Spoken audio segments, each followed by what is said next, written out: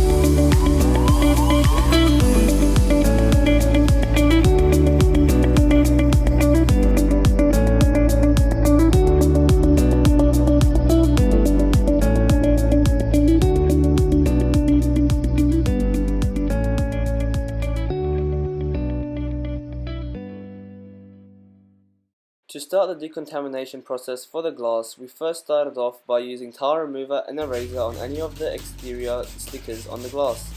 After that, 4/0 steel wool, soapy water and some elbow grease is used to remove any of the light, roughness and contamination that is on the glass.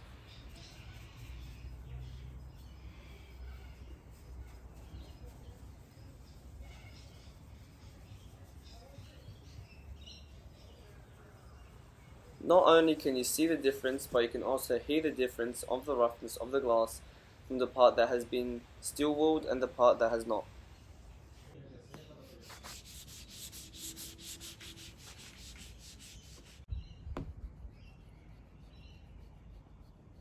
After the whole car has been sanded and the glass has been all steel wooled, the car has never looked worse in its life. As you can see, it gives a matte finish, and this is why we will be compounding and polishing the paint in part 3 of the detail series. As you can see, we went over the headlights, the paint, the glass, and the tail lights. Therefore, this car is going to be slick and smooth. Thank you for watching. Don't forget to like, subscribe, and turn on your notifications so you can be updated when we post part 3 of the detail series.